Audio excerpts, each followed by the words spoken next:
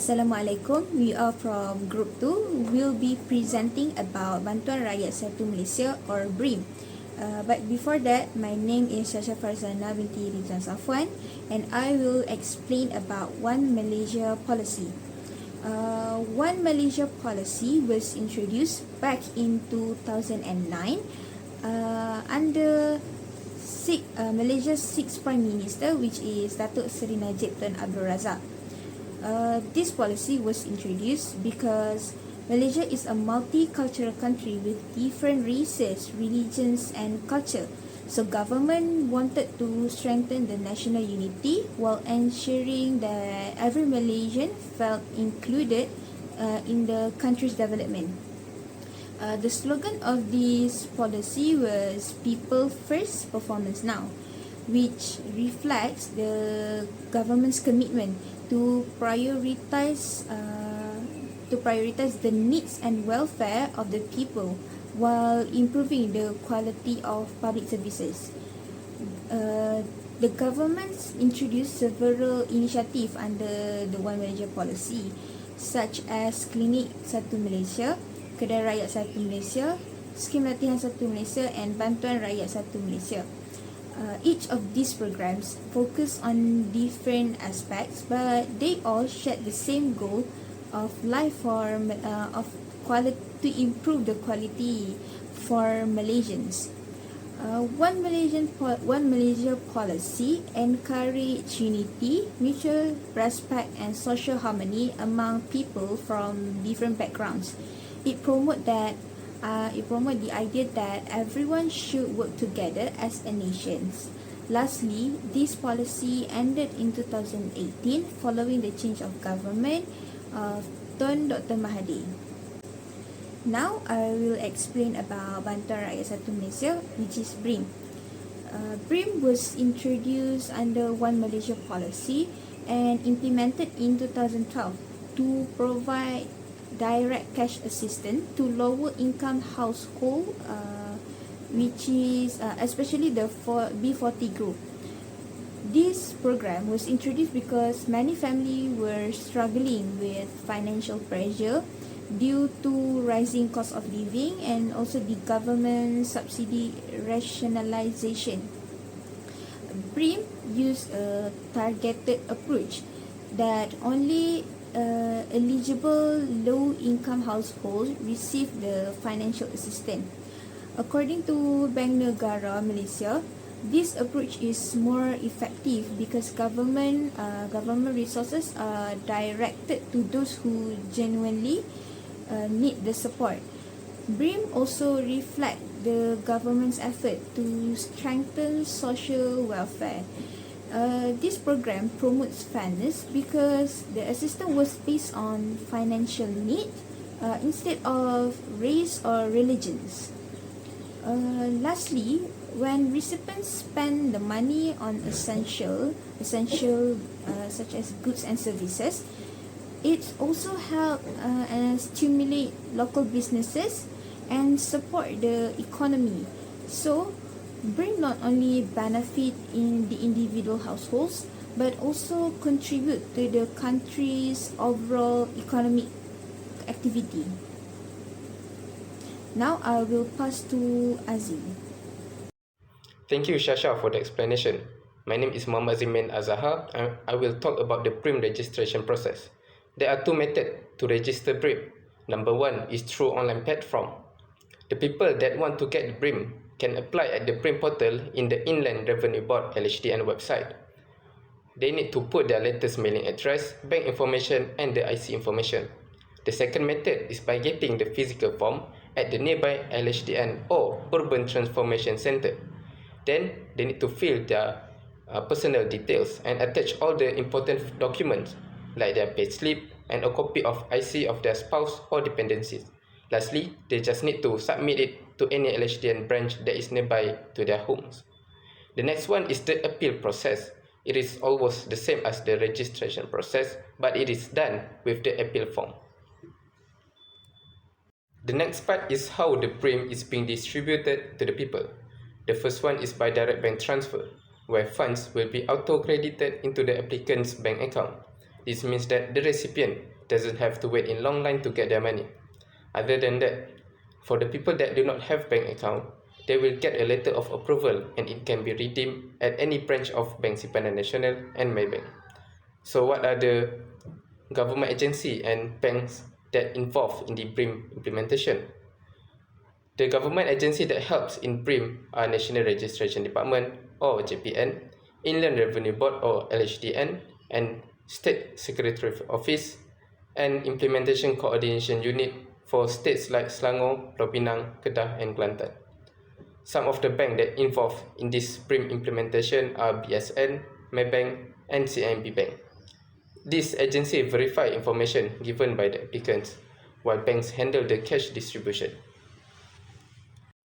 Next on the topic, we have the BRIM stages from its first implementation in 2012 until its end in 2018. It was started as a one-off cash aid for families that earn below 3,000 ringgit per month, but then it has evolved to help more people in Malaysia. As you can see in the graph made by the Malay Mail Online, the red line is for households with income under 3,000 ringgit monthly, where the cash aid increased from 500 to 1.2 thousand ringgit in 2018. The blue color is for families with income 3,001 until 4,000 ringgit every month, which was started on 2014. Aside from that, there were also cash aid for single people aged 21 and above that have monthly income less than 2,000 ringgit.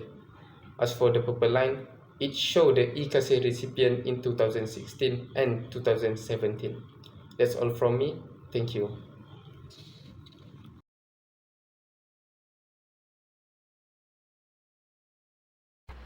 My name is FARZANA BINTI. So now I will explain four strands. The first one is BRIM help to reduce poverty and income inequality. This means to reduce the gap between high income and low income groups. According to the World Bank, BRIM reaches about 90% of its target group, which show that the aid was effectively distributed.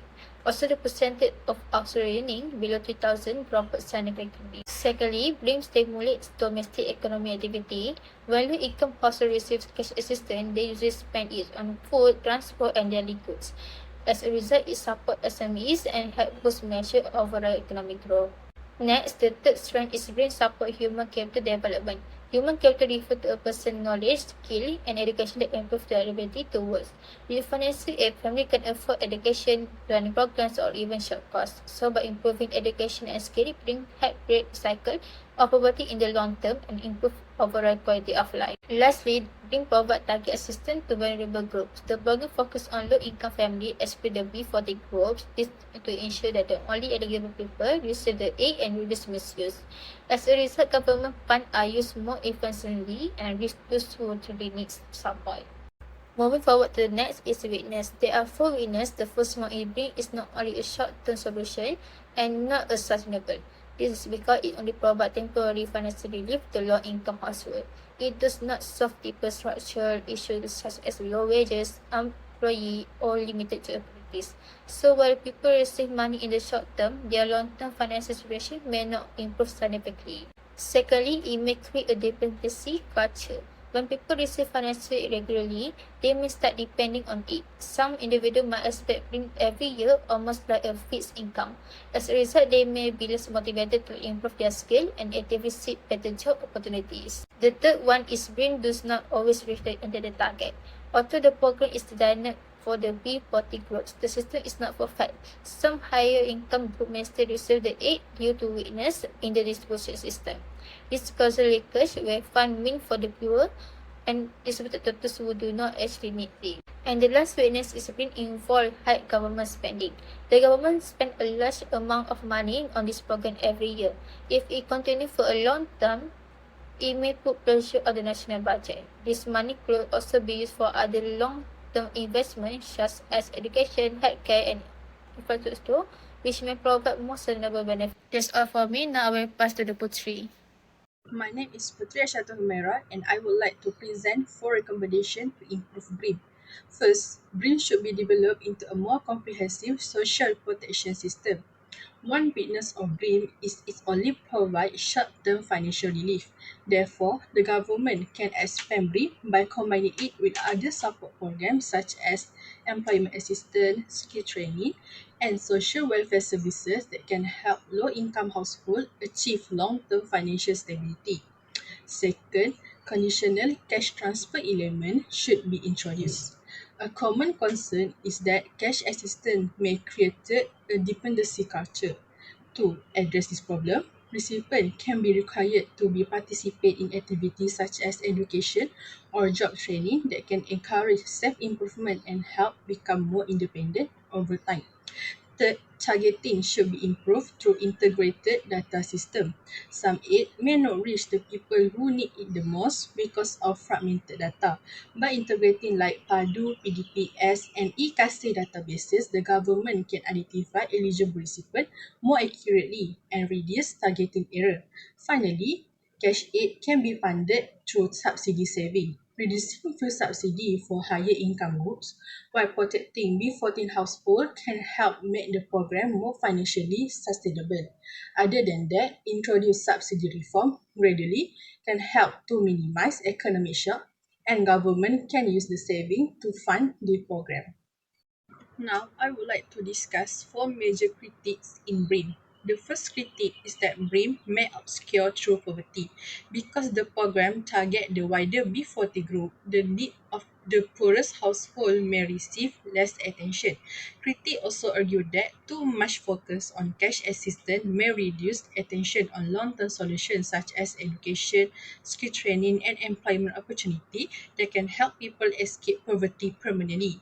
Second, BREAM may contribute to wage suppression. Since low-income workers receive government assistance, employers may feel less pressure to increase the wages. As a result, workers remain dependent on aid instead of earning higher incomes through better paying jobs. And the third one is BREAM has experienced mission creep. It was originally introduced as a temporary cash assistance program, but it gradually became a long-term scheme. Critics argue that the government continued the program without fully reviewing whether its design and objective were still appropriate. Finally, there is a lack of rigorous impact evaluation.